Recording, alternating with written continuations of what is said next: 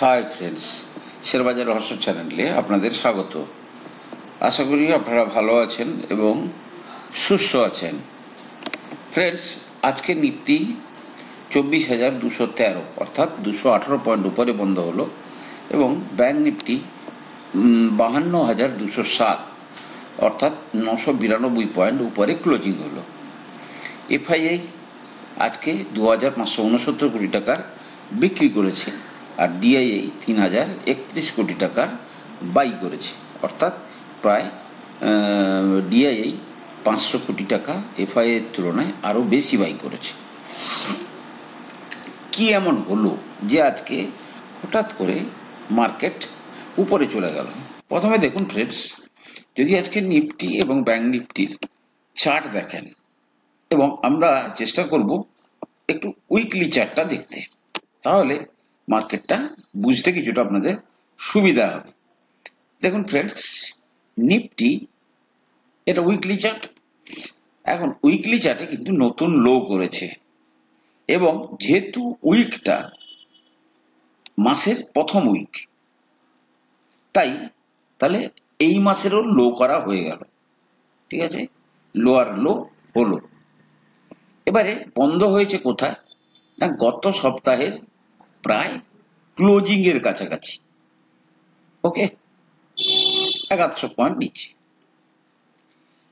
দ্বিতীয়ত হচ্ছে, যদি ব্যাংক নিফটি দেখেন, ব্যাংক নিফটি কিন্তু গত সপ্তাহের লো তো ভেঙেছে, কিন্তু ক্লোজিং দিয়েছে কোথায় না, একদম ওপরে গিয়ে।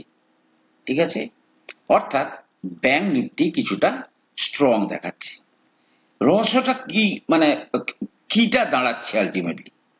অ্যাকচুয়ালি ফ্রেন্ডস, ইউএস ইলেকশন রেজাল্টে যে ভোলাটিলিটিটা আসবে, সেই ভোলাটিলিটিটাকে যাতে যে সমস্ত ট্রেডার আছে, ধরুন মার্কেট ডাউন ট্রেন্ডে আছে, তাহলে অধিকাংশ বড় বড় ট্রেডার নিশ্চয়ই লোয়ার সাইডে কিন্তু তারা ফিউচার অ্যান্ড অপশনের মাধ্যমে কিন্তু সব পজিশন শর্ট করে রেখেছে।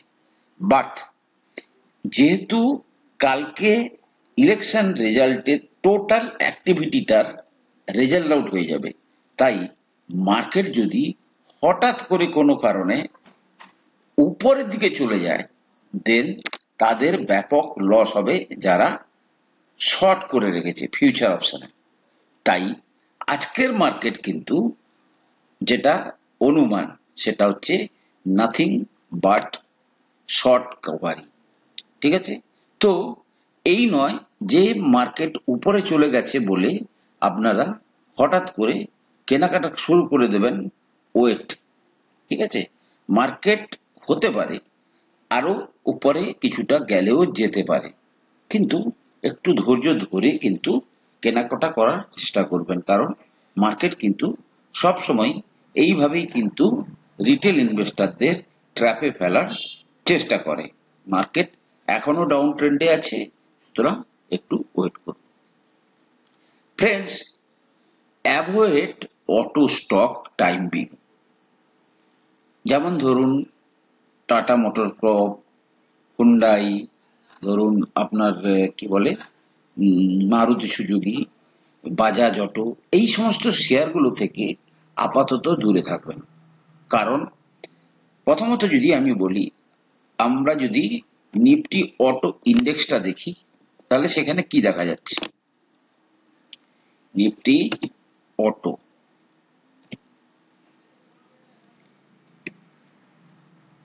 ওকে, নিফটি অটো উপর থেকে নিচে এসছে। প্রবলেমটা হচ্ছে, প্রথম কথা হচ্ছে অটো সেক্টরে যে স্লোডাউন, সেটা কিন্তু অত্যন্ত প্রকট। অর্থাৎ সমস্ত অটো কোম্পানি বা অধিকাংশ অটো কোম্পানি যে এক্সপেকটেশনে মার্কেটে মানে উপরে গেছিল শেয়ারগুলো, তার তুলনায় কিন্তু কোম্পানি লেভেলে ফান্ডামেন্টালের মধ্যে কিন্তু তেমন ভাবে কোনো চেঞ্জ আসছে না, বা কিছুটা স্লোডাউন দেখা দিচ্ছে। দ্বিতীয়ত, কোম্পানি যে রেজাল্টটা দেখাচ্ছে, মিনস কোম্পানি যে সেলসটা দেখাচ্ছে, কোম্পানি কিন্তু তার ধরুন গোডাউন থেকে যখন মাল বেরিয়ে যাচ্ছে তারা কিন্তু সেলস দেখিয়ে দিচ্ছে, হোয়ারএজ তাদের গোডাউন থেকে মাল গিয়ে কিন্তু কোথায় স্টে হচ্ছে, ডিলার এন্ডে। ডিলার এন্ডে কিন্তু প্রচুর গাড়ি কিন্তু মানে যে ইনভেন্টরি হিসাবে কিন্তু পড়ে আছে। তাই মানে অটো স্টক যদি উপরে যায়ও আবার একটা নতুন লো দেখানোর সম্ভাবনা কিন্তু অত্যন্ত প্রবল বলে মনে হচ্ছে। সুতরাং একটু দেখে শুনে কিন্তু অটো সেক্টরে কিন্তু আপনারা ইনভেস্টমেন্টের কথা ভাববেন। ভাববেন না যে এই দুটো ক্যান্ডেল হয়ে গেছে মানে হতে পারে একটা সবুজ ক্যান্ডেল এলো কিন্তু তারপরে আবার সে নিচে আসতে পারে। সুতরাং মার্কেটটাকে বুঝে শুনে কেনাকাটার কথা ভাববেন। ফ্রেন্ডস, ওয়ারেন বাফেটের কথা আপনারা সবাই শুনেছেন। ওয়ারেন বাফেট কিন্তু বর্তমান মার্কেট কন্ডিশনে তার যে ক্যাশ, উনি তো মানে বিশ্ব বন্দিত ইনভেস্টর, বর্তমানে ওনার কিন্তু প্রায় ৩২৫ লক্ষ ডলার কিন্তু ক্যাশ পড়ে আছে এবং রিসেন্টলি উনি আমেরিকার স্টক মার্কেটে অ্যাপেল কোম্পানির শেয়ার বিক্রি করছেন এবং অ্যাপেল স্টক এবং আরো কিছু কিছু শেয়ার কিন্তু তিনি বিক্রি করছেন, কারণ উনি কিন্তু বুঝতে পেরে গেছেন যে আমেরিকাতে খুব তাড়াতাড়ি ক্যাপিটাল গেইন ট্যাক্স লাগানো হবে।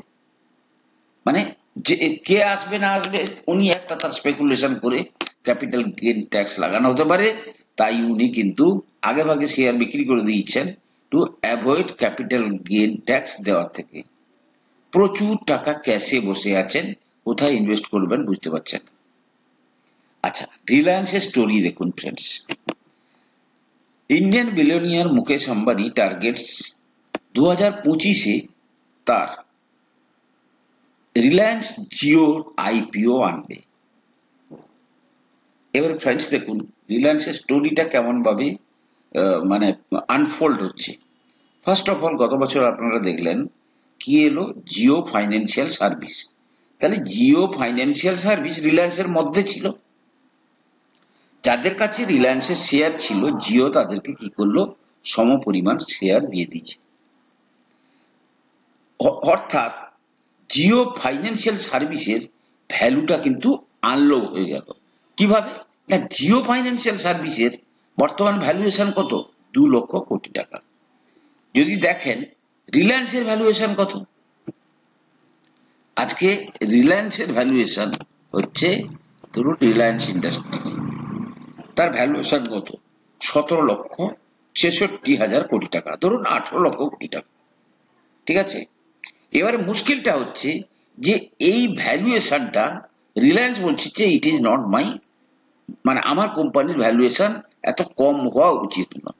তাহলে কি হবে, এর মধ্যে রিলায়েন্সের মধ্যে কি কি এখন পড়ে আছে। ফার্স্ট, রিলায়েন্স জিও অর্থাৎ টেলিকম আর্ম। দ্বিতীয়ত হচ্ছে রিলায়েন্স রিটেল অর্থাৎ রিটেল বিজনেস। আপনি যদি দেখেন মার্কেটে যত সমস্ত টেলিকম কোম্পানি আছে তাদের যে ভ্যালুয়েশন, সেই ভ্যালুয়েশন অনুযায়ী রিলায়েন্স জিওর ভ্যালুয়েশন প্রায় 11 লক্ষ কোটি টাকার মতো এবং রিলায়েন্স রিটেলের ভ্যালুয়েশন প্রায় 11 লক্ষ কোটি টাকার মতো। তাছাড়া তার অন্যান্য আরো বিজনেস আছে, তার যে মেন বিজনেস পেট্রোকেমিক্যাল বিজনেসও তার মধ্যে আছে। তাহলে 11 22 লক্ষ কোটি প্লাস পেট্রোকেমিক্যালের বিজনেস, হোয়ারএজ সে বর্তমানে কি হচ্ছে না, কোথায় দাঁড়িয়েছে না, 17,66,000 কোটি টাকার কাছাকাছি। সুতরাং এখন রিলায়েন্সের শেয়ার কোথায় আসছে, রিলায়েন্সের শেয়ার যদি দেখেন উপর থেকে প্রায় 20% নিচে কিন্তু চলে এসছে। উপর থেকে যদি আপনি দেখেন, আমরা যদি দেখি যে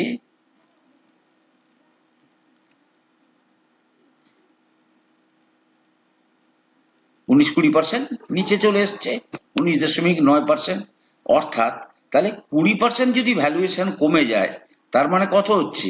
20% যদি আজকে এই 17 লক্ষ কোটি টাকার যদি 10% হয়, কত হচ্ছে? 10% মানে 1,70,000, তাই তো? 20% মানে কত? 3,40,000 কোটি টাকার ভ্যালুয়েশন তার কমে গেছে। এখন মার্কেটে তার ভ্যালুয়েশনকে ধরে রাখার জন্য এবারে তিনি প্ল্যান করছেন যে রিলায়েন্স জিওর আইপিও আমরা আনতে চলেছি। মিনস এখন ইনভেস্টররা এই জিওর যে ভ্যালু আনলকিং, বা হয়তো দেখা যাবে বলবে 26 সে রিটেল বিজনেসকেও সে আনলক করছে, তার যে ভ্যালু আনলকিং এর যদি বেনিফিট পেতে হয়, তাহলে রিলায়েন্স জিওতে ইনভেস্টেড থাকতে হবে, বা মার্কেটে একটা নতুন ভাবে ডিমান্ড তৈরি হবে। সুতরাং এদের বিজনেস পলিসি কিন্তু যেভাবে চলে সেটা কিন্তু বোঝার ব্যাপার আছে। এমনি এমনি তারা কিন্তু এত বড় ব্যবসায়ী হয়ে যায়নি। ফ্রেন্ডস, কালকেই কি কোনো একটা ব্রোকার নাকি টাটা পাওয়ারকে বলেছিল তারা রেজাল্ট এখনো পর্যন্ত যেভাবে তার শেয়ার প্রাইস বেড়ে গেছে সেই অনুযায়ী রেজাল্ট আসছে না। সুতরাং তারা এক্সপেক্ট করছে যে ওটা প্রায় 33% মতো ক্র্যাশ করবে, এখনো লোকে বলে যাচ্ছে। আজকেই কিন্তু টাটা পাওয়ার আবার তাদের যে ম্যানেজমেন্ট বলেছে যে এবছর আমরা প্রায় 11,000 কোটি টাকার কাছাকাছি খরচ করেছিলাম। আমরা কিন্তু প্রায় এই যে tata power plan to increase it's capex, মানে এই 2025-এর জন্য প্রায় 22,000 কোটি টাকা, from 2,000 crore last year, an earlier estimate of 20,000 crore, said Managing Director and Chief Executive Pravir Sinha after the company posted 1,093 কোটি টাকা প্রফিট and 15,698 কোটি টাকা হচ্ছে তার রেভিনিউ। সুতরাং সবাই কিন্তু ন্যারেটিভ, কাউন্টার ন্যারেটিভ কিন্তু তৈরি করতে কিন্তু ব্যস্ত। But from our point of view, Tata Power long term buy. যাদের আছে ঘুমিয়ে পড়ুন, পারলে মাসে একটা দুটো করে কিনবেন, কারণ এটি যে লং টার্ম স্টোরি, আগামী 5, 7, 10 বছরের স্টোরি। অতএব এখানটাতে কিন্তু অতটা ব্যাকুল হওয়ার কোনো কারণ নেই। সেবি অন্যদিকে কিন্তু আবার ওয়ার্নিং করেছে যে অনেক যে ট্রেডিং প্ল্যাটফর্ম তারা কিন্তু ভার্চুয়াল ট্রেডিং, গেমিং প্ল্যাটফর্ম, মার্কেটে এইগুলো নিয়ে কিন্তু অনেক ফ্রড হওয়ার চেষ্টা হচ্ছে। সুতরাং যাতে এই সমস্ত ভার্চুয়াল ট্রেডিং অর গেমিং প্ল্যাটফর্মে যাতে তারা ইনভলভ না হয়, তার জন্য কিন্তু তারা আবার কিন্তু রেগুলেটরি ওয়ার্নিং কিন্তু সবাইকে ইস্যু করেছে। ফ্রেন্ডস, আজকে দুটো কোম্পানি, অত্যন্ত ভালো কোম্পানির রেজাল্ট, যেগুলো আমরা সাধারণত শেয়ারগুলোকে সবসময় যেন চর্চা করি। এক হচ্ছে টাইটান। ফ্রেন্ডস, টাইটানের রেজাল্ট এসছে, বাট এত বড় কোম্পানির এবারে রেজাল্ট কিন্তু আহামরি তেমন কিছু নেই। অ্যাকচুয়ালি সোনার দামকে কেন্দ্র করে এই সমস্ত কোম্পানির যে সমস্ত ইনভেন্টরি পড়ে আছে, সেলস বেড়েছে, বাট তারা কি করেছে না, মার্জিন অনেক কমে গেছে। 14,534 কোটি টাকা এবারে সেলস। জুনে কত সেলস ছিল? 13,266 কোটি। গত সেপ্টেম্বরে কত ছিল? 12,529 কোটি। যদি এবারের কোয়ার্টারে প্রফিট দেখা যায়, তাহলে দেখা যাচ্ছে 14,534 কোটি টাকার সেলস হওয়া সত্ত্বেও 704 কোটির প্রফিট। কারণ 9% থেকে মার্জিন কিন্তু 8%-এ চলে এসছে, যে মার্জিনটা গত বছর সেপ্টেম্বরে ছিল 11%, যার কারণে কম সেলস হওয়া সত্ত্বেও তার প্রফিট ছিল 916 কোটি টাকা।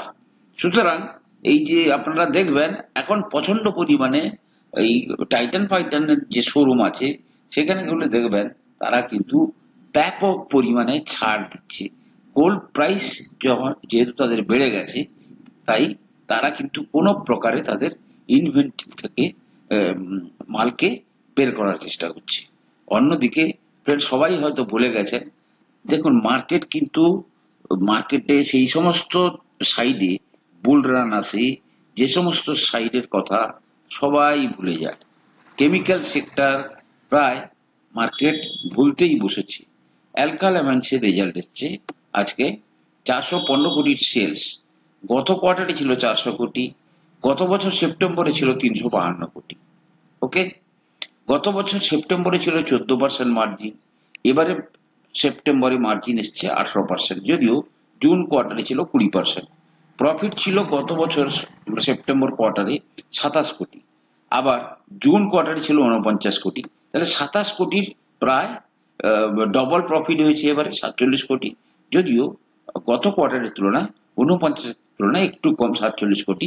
বাট আমার যেটা অনুমান, মার্কেট এটাকে কিন্তু চেয়ার আপ করা উচিত, কারণ কি অনেকদিন পরে কিন্তু অ্যালকালামাইন্স ভালো রেজাল্ট দিয়েছে। ফ্রেন্ডস, আজকে আমাদের যে শেয়ার, যেটাকে নিয়ে আমরা আপনাদেরকে বলবো যে দীপক নাইট্রেট চার্ট আরেকবার দেখুন। দীপক নাইট্রেটের এখনো পর্যন্ত রেজাল্ট আসেনি, বাট আপনারা চেষ্টা করবেন, মার্কেট কিন্তু কালকে যে ভোলাটিলিটি দেখাবে তাতে কিন্তু কোনো প্রকারের কোনো অ্যাকশন নেওয়ার চেষ্টা করবেন না, ঠিক আছে? যদি কোনো খারাপ শেয়ার থাকে আর যদি মার্কেট খুব উপরে যায়, তাহলে সেক্ষেত্রে সেটাকে বিক্রি করার কথা ভাবতে পারেন। আচ্ছা, প্রথম কথা হচ্ছে দীপক নাইট্রেটের এখনো পর্যন্ত কিন্তু রেজাল্ট আসেনি। রেজাল্টটা দেখার পরে তারপরে কিন্তু এই সিদ্ধান্ত নেবেন। দীপক নাইট্রেটের শেয়ারে যেভাবে চার্ট প্যাটার্ন তৈরি হচ্ছে তাতে দেখা যাচ্ছে শেয়ারটা ব্রেকআউট দেওয়ার পরে, চার্টে যাই, দীপক নাইট্রেট, ওকে, দেখুন আমরা মান্থলি ক্যান্ডেলে চলে যাব, তাহলে জিনিসটা আরো ক্লিয়ার হবে। যদি আমরা দেখি, দীপক নাইট্রেট কিন্তু ব্রেকআউট দিয়ে দিয়েছিল, ঠিক আছে? এই লেভেলটা থেকে তারা কিন্তু ব্রেকআউট দিয়েছে। ব্রেকআউট দেওয়ার পরে কিন্তু অ্যাকচুয়াল প্রাইস অ্যাকশন হচ্ছে যদি সেটা রিট্রেস করে।